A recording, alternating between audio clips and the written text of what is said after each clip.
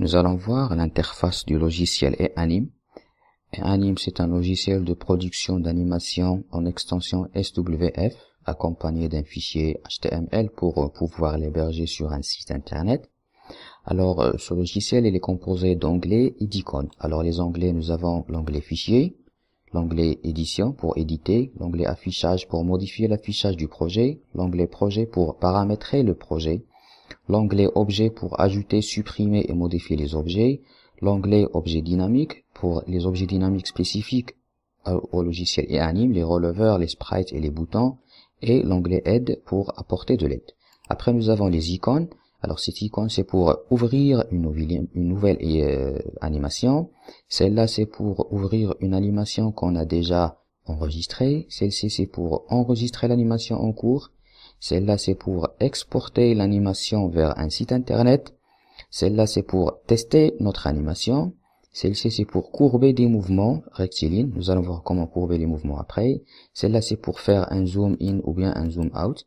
Celle-là, c'est pour modifier la couleur. Alors, nous allons voir après comment modifier la couleur. Celle-ci, c'est pour ajouter des images. Alors, je vais ajouter une image sur le champ du travail. Celle-là, c'est pour ajouter un texte. Alors, nous avons ici notre texte, elle est ajoutée là. Celle-là, c'est pour ajouter une forme géométrique. Alors, nous avons une forme géométrique. Là, je vais changer la couleur de la forme géométrique. Celle-là, c'est pour ajouter des boutons. Nous allons voir après les boutons, comment paramétrer les boutons et les actions des boutons. Celle-là, c'est pour ajouter un groupe. Nous allons voir après les groupes, un tuto spécifique aux groupes. Celle-là, c'est pour ajouter des sprites. Alors, les sprites, ce sont des mini-animations que les développeurs ont développées, que nous téléchargeons pour pouvoir économiser le temps pour la programmation. Les icônes là, c'est pour cacher ou montrer un objet. Je vais cacher ou bien je vais montrer un objet. Celle-là, c'est pour passer un objet avant ou bien à l'arrière. Donc, je vais passer cet objet à l'arrière ou bien je vais le passer à l'avant. Celle-là, c'est pour faire une rotation sur l'objet. Alors, l'objet, il tourne selon l'angle ou bien pour modifier sa transparence. Et celle-là, c'est pour ajouter une action de programmation à l'objet. Nous allons voir après l'action de programmation. Cette icône-là, il joue sur le timeline. Il crée un stop au timeline, c'est-à-dire au moment où le timeline arrive ici, l'animation s'arrête.